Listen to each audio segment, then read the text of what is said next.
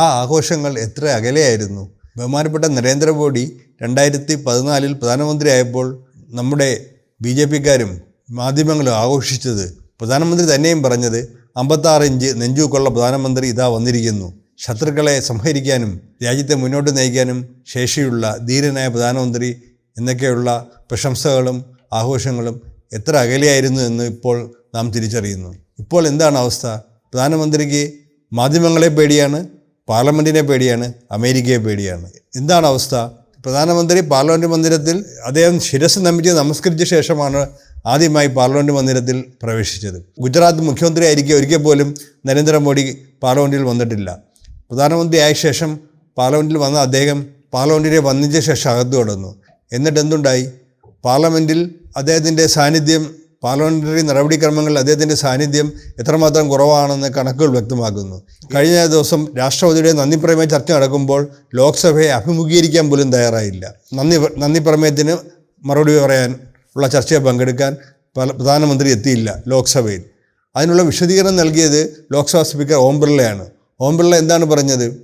പ്രതിപക്ഷ നിരയിൽ നിന്ന് അപ്രതീക്ഷിതമായ ചില സംഭവങ്ങൾ പ്രധാനമന്ത്രിക്ക് നേരെ ഉണ്ടാകാൻ സാധ്യതയുണ്ട്, ഇത് താൻ പ്രധാനമന്ത്രിയെ അറിയിച്ചുവെന്നും പ്രധാനമന്ത്രിയെ വിട്ടു നിൽക്കുന്നതാണ് നല്ലതെന്നും അദ്ദേഹം ഉപദേശിച്ചു അത്രേ.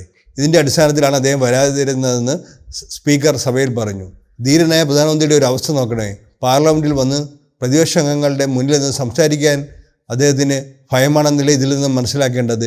അപ്രതീക്ഷിതമായ എന്തെങ്കിലും സംഭവിക്കുമെന്ന് അദ്ദേഹം ഉദ്ദേശിച്ചത്, ലോക്സഭാ സ്പീക്കർ കഴിഞ്ഞ ദിവസത്തെ ചില സംഭവങ്ങൾ ഉദാഹരിച്ച് പറഞ്ഞത് പ്രധാനമന്ത്രിക്ക് നേരെ പ്രതിപക്ഷ അംഗങ്ങളിൽ നിന്ന് ചില ആക്രമണങ്ങൾ ഉണ്ടാകും എന്നുള്ള രീതിയിൽ തന്നെയാണ് ലോക്സഭാ സ്പീക്കർ ഉദ്ദേശിച്ചത്. ഒരു പ്രതിപക്ഷ നിരയെ ഭയന്ന് പ്രധാനമന്ത്രി എത്തിയില്ലെന്നുള്ള വ്യാഖ്യാനമാണ് സ്പീക്കർ മുന്നോട്ട് വെച്ചത്.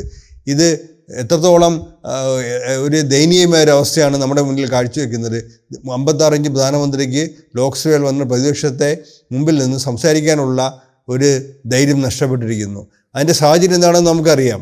അതിനു മുമ്പാണ് അമേരിക്കയെ പേടിയെന്നുള്ള ഒരു ഇന്ത്യ അമേരിക്ക വ്യാപാര കരാർ പ്രഖ്യാപിച്ചത് American president Donald ട്രംപാണ്.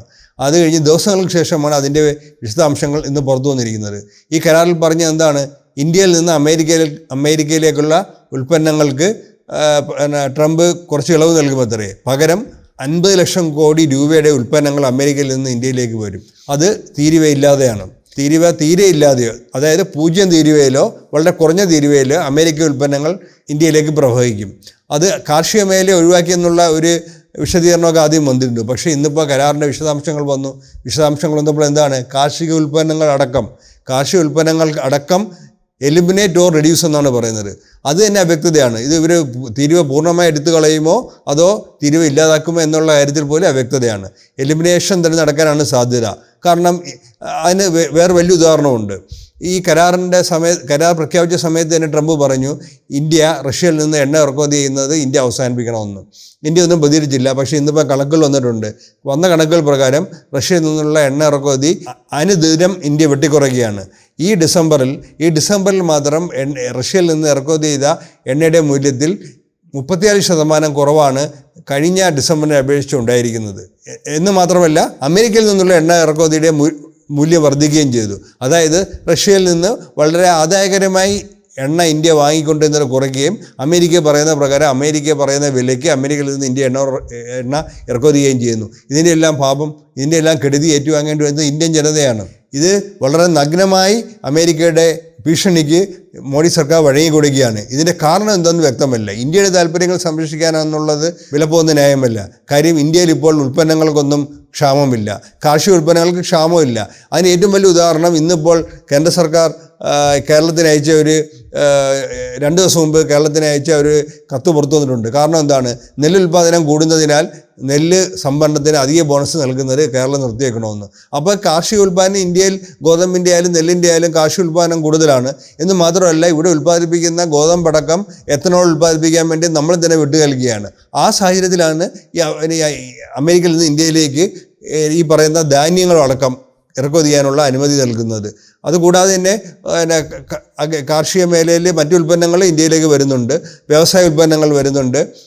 Medical device വരുമ്പോൾ നമ്മൾ വിചാരിക്കും വളരെ നമുക്ക് അത്യാവശ്യമുള്ള ചില മെഡിക്കൽ ഡിവൈസൊക്കെ ആധുനിക സാങ്കേതിക വിദ്യയുള്ള മെഡിക്കൽ ഉപകരണങ്ങളൊക്കെ ഇന്ത്യയിലേക്ക് വരുമെന്ന്. അതല്ല ഇവർ ഉദ്ദേശിക്കുന്നത്. കാരണം മെഡിക്കൽ ഉപകരണങ്ങൾ ഇറക്കുമതി ചെയ്യുന്നതിന് ഗുണപരമായ കാര്യത്തിലല്ല, അതിൻ്റെ എണ്ണത്തിൽ ക്വാണ്ടിറ്റേറ്റീവ് ആയിട്ടുള്ള ചില നിയന്ത്രണങ്ങൾ ഉണ്ടായിരുന്നു. ആ നിയന്ത്രണങ്ങൾ മുഴുവൻ എടുത്തു കളഞ്ഞ് വൻതോതിൽ ഇന്ത്യയിലേക്ക് മെഡിക്കൽ ഉപകരണങ്ങൾ ഇറക്കുമതി ചെയ്യാനുള്ള ഒരു വ്യവസ്ഥ കൂടി ഇന്ത്യ അമേരിക്ക വ്യാപാര കരാറിലുണ്ട്. ഇതിന് ശേഷം വൈറ്റ് ഹൗസിൻ്റെ ഉത്തരവ് വന്നിട്ടുണ്ട്. കാരണം റഷ്യയിൽ നിന്നുള്ള എണ്ണ ഇറക്കുമതി എത്രത്തോളം ഇന്ത്യ കുറയ്ക്കുന്നുവെന്ന് നിയന്ത്രിക്കാൻ അവിടെ അമേരിക്കയിലെ മന്ത്രിമാരുടെ ഒരു സമിതി ഉണ്ടാക്കിയിട്ടുണ്ടെന്ന്.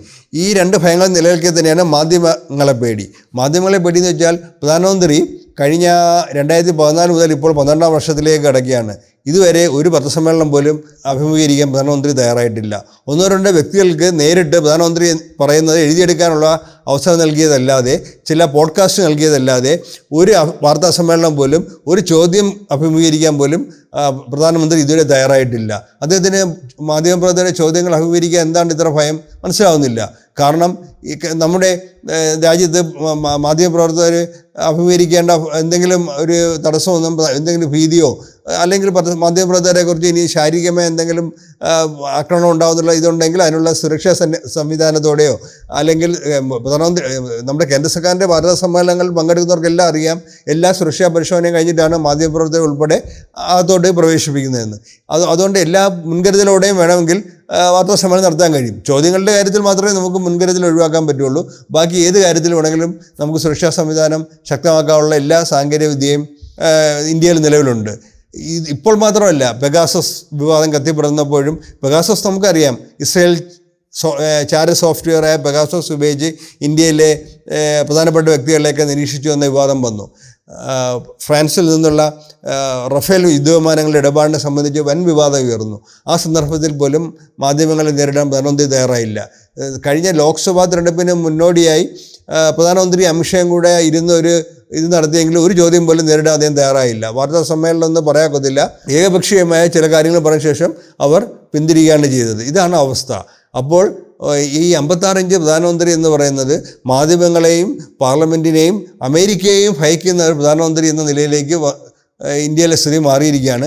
ഇന്ത്യൻ ജനാധിപത്യത്തിന് എത്രത്തോളം ഗുണകരമാണ് ഈ അവസ്ഥ എന്നുള്ളത് അദ്ദേഹത്തെ ആരാധിക്കുന്ന വ്യക്തികൾ ഒന്ന് സ്വയം ചിന്തിക്കേണ്ടതാണ്. അതേസമയം മോഡിയുടെ വാഴ്ത്തുപാട്ടുകളുമായി നടക്കുന്ന നമ്മുടെ മാധ്യമങ്ങളും ഇത് തിരിച്ചറിയാൻ ജനങ്ങളോട് പറയാനും തയ്യാറാകുമെന്ന് പ്രതീക്ഷിക്കുന്നു.